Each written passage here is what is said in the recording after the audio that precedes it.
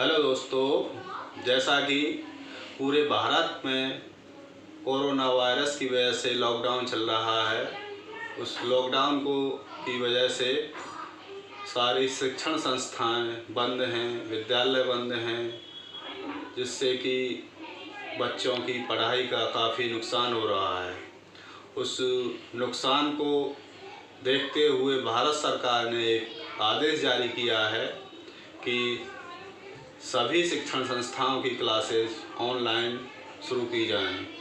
तो online classes शुरू करने के लिए आज हम आपको कक्षा 10 की गणित का पहला चैप्टर पढ़ेंगे, जिसमें कि विषय गणित है कक्षा 10 का, और प्रकरण है वास्तविक संख्याओं का HCF यूक्लिड विभाजन एल्गोरिथ्म का प्रयोग करके ज्ञात करना। अब वास्तविक संख्याओं का HCF यूक्लिड विभाजन एल्गोरिथ्म का प्रयोग करके हम HCF ज्ञात करने के लिए एक यूक्लिड विभाजन एल्गोरिथ्म विधि है जिसका हम प्रयोग करेंगे। प्रमेय है ये, जिसे यूक्लिड विभाजन प्रमेय का कहते हैं। अब यूक्लिड विभाजन प्रमेय का प्रयोग, जिसके कुछ चरण दिए हुए हैं, उन चरणों को हम 3 चरण हैं, उन 3 चरणों की सहायता से इसको समझ सकते हैं। देखिए इसमें क्या है कि सबसे पहले मान लीजिए कि 2 धनात्मक पूर्णांक हैं C और D, जहाँ C is greater than D, यानी कि C D से बड़ा है। तो इनका हमें HCF याद करना है यूक्लिड विभाजन प्रमेय का प्रयोग करके। तो पहला चरण है, यहाँ सबसे पहला चरण यहाँ लिखेंगे चरण फर्स्ट। अब इसको समझने के लिए क्या करेंगे कि C और D के लिए यूक्लिड विभाजन प्रमेय का प्रयोग कीजिए। इसके लिए हम ऐसे कोई भी Q और R ज्ञात करते हैं। चरण फर्स्ट में आप लिख लेना, लिखो C और D के लिए यूक्लिड विभाजन प्रमेय का प्रयोग कीजिए।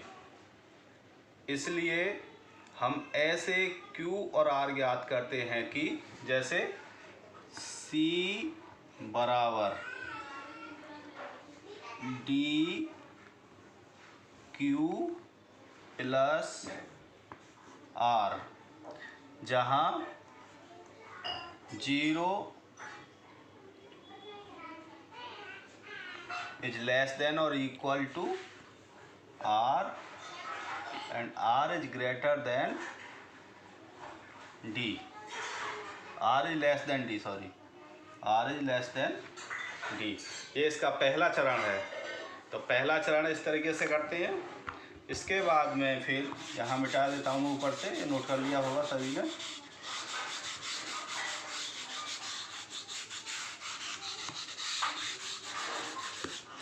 फिर दूसरा चरण है यदि, ये दूसरा चरण है यदि R बराबर 0, यदि हमारा R बराबर 0 आ जाता है तो D पूर्णांकों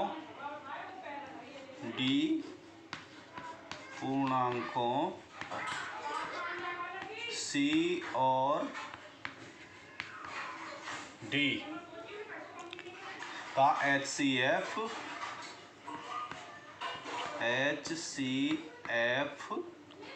होगा। यदि R बराबर 0 आ जाता है तो जहाँ D है, D उस दोनों C और D पूर्णांकों का HCF होगा। तीसरा चरण है फिर इसका, यदि इसी में मान लो कि यदि R is not equal to 0, यदि R 0 के बराबर नहीं है, तब हम इस प्रक्रिया को फिर से दोहराएंगे। तब हम D और R के लिए, तब हम D और R के लिए इस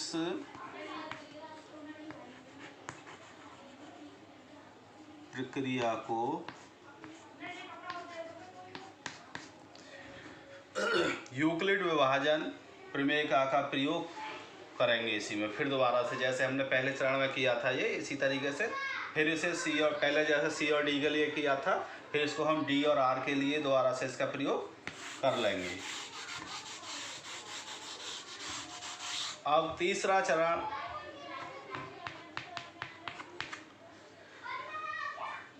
इस प्रक्रिया को हम तब तक जारी रखेंगे जब तक कि शेषफल 0 प्राप्त न हो जाए।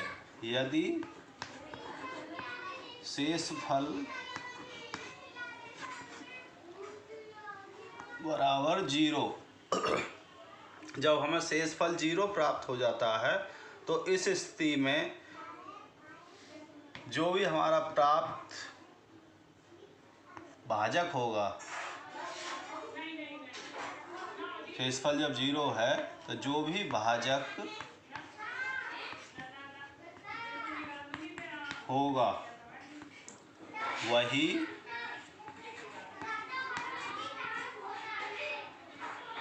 HCF होगा। आगे हम इसको एक उदाहरण के माध्यम से समझाते हैं। इसका एक क्वेश्चन सोल्व करके दिखाएंगे, तब और समझ में आ जाएगा आपको अच्छी तरीके से। इसे नोट कर लेना।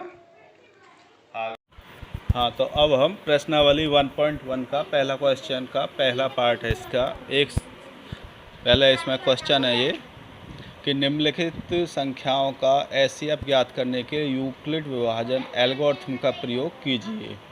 तो पहले क्वेश्चन का पहला क्वेश्चन है इसमें 135 और 225 का HCF ज्ञात कीजिए। तो यहाँ सबसे पहले हम 135 और 225 दोनों संख्याओं में ये देखेंगे कि कौन सी संख्या बड़ी है। तो यहाँ 225 इज ग्रेटर देन टू 135, यानी 225 हमारी 135 से बड़ी है।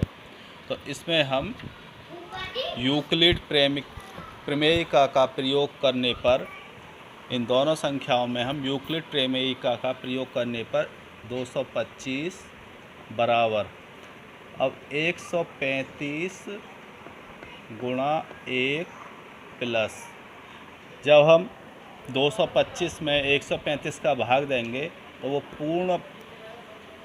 पूरा कटेगा वो केवल एक बार जाएगा। यदि 2 बार चला जाता है किसी संख्या में तो यहाँ 2 से मल्टीप्लाई करेंगे, गुणा करेंगे, और जो शेषफल बचता है उस शेषफल को यहाँ लिखेंगे। तो हमारे पास यहाँ आ गए 225 और यहाँ 135, और जब हम 135 में 225 में 135 का जब हम भाग करते हैं तो भाग करने पर हमारे पास बचता है 90, यानी 135 गुणा 1 प्लस 90। अब हमारे पास ये 90 बचा। इस 90 को हम देखेंगे, 90 क्या है, 90 इज नॉट इक्वल टू 0। तो 90 0 के बराबर नहीं है। इसी प्रक्रिया को फिर हम 135 और 135 और 90 इन दोनों के बीच में यूक्लिड प्रमेयिका का प्रयोग करते हैं। तो इन दोनों के बीच में फिर हम जब प्रयोग करेंगे तो यहाँ लिखेंगे 135 बराबर 90 गुणा 1, क्योंकि 135 में 90 का भाग भी केवल एक बार ही जाएगा। और शेष कितना बचा, प्लस 45। अब ये 45 इज नॉट इक्वल टू 0। फिर इस प्रक्रिया को फिर दोबारा करेंगे हम, 90 और 45। अब 90 और 45 इन दोनों पर हम यूक्लिड प्रमेयिका का प्रयोग करेंगे। यहाँ ऊपर से ये मिटा दे रहा हूँ थोड़ा सा। तो 90 और 145 दोनों के बीच, तो फिर यहाँ फिर हम लिखेंगे 90 बराबर 45 गुणा 2 प्लस 0। अब देखो यहाँ ये शेषफल 0 हो गया, शेषफल बराबर 0। जब शेषफल 0 हो जाता है तो यहाँ फिर आगे हम फिर यूक्लिड प्रमेयिका का प्रयोग नहीं करते हैं, और ये जो 45 है ये हमारा क्या होगा, HCF। यहाँ लिख देंगे आंसर में HCF बराबर 45। ये आ गया इसका आंसर।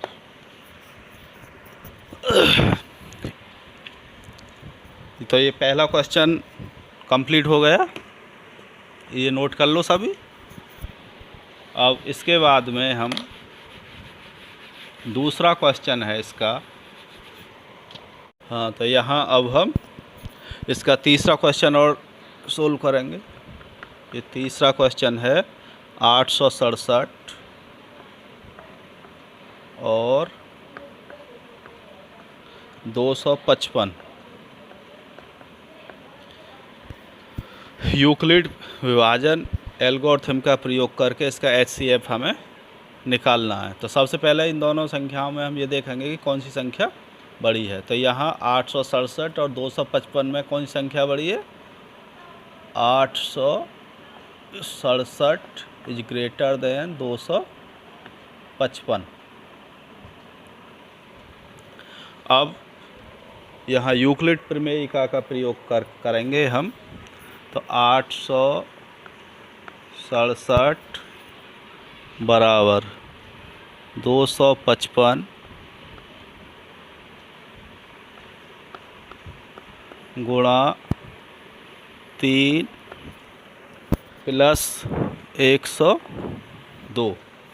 यहाँ जितना भी पूरा 255 का भाग 867 में पूरा जितना भी चलेगा उसे पूरा देंगे, और जो शेषफल बचेगा उसको हम यहाँ इधर लिख लेंगे। अब यहाँ 102 इज नॉट इक्वल टू 0, यानी कि शेषफल हमारा 0 नहीं है। तब हम 255 और 102 इन दोनों संख्याओं के बीच में फिर हम यूक्लिड प्रमेयिका का प्रयोग करेंगे। फिर यहाँ हम 255 बराबर 102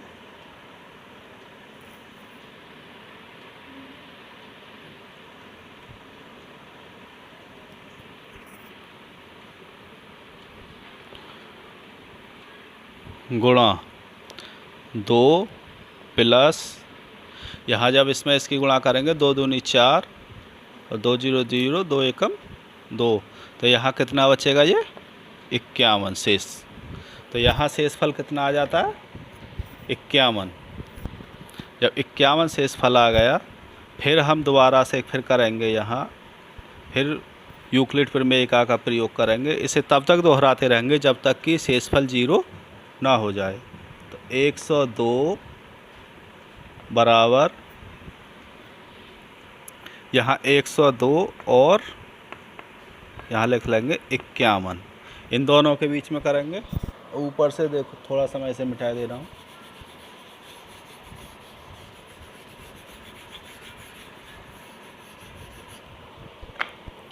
यहाँ 102 और 102 बराबर यहाँ 51 गुणा 2 प्लस 0, 2 एकम 2, 2 पंजे 10, और तो पूरा डिवाइड हो गया ये इससे, तो यहाँ क्या 0 बच गया। तो अब यहाँ हमारा शेषफल क्या हो गया, शेषफल बराबर 0। अतः जब शेषफल 0 हो जाता है, अतः HCF बराबर यहाँ जो भी ये इसका वो होता है भागफल, वो इसका हमारा आंसर होगा। तो यहाँ क्या होगा 51, क्या है ये इसका आंसर। ठीक है, आज के लिए इतना ही काफ़ी है। चलो, अब जितने भी इसमें क्वेश्चन दे रखे हैं इनको सोल्व करके देखना, और जो समझ में नहीं आए वो हम कल बता देंगे। अपनी अपनी जो भी क्वेरीज हैं हमारे YouTube चैनल के माध्यम से या किसी भी हमारे पर्सनल नंबर के माध्यम से मुझे बता देना कि ये हमारे समझ में नहीं आए, तो मैं आपको कल लेने फिर दोबारा से सोल्व करा दूँगा। ठीक है, ओके, बाय।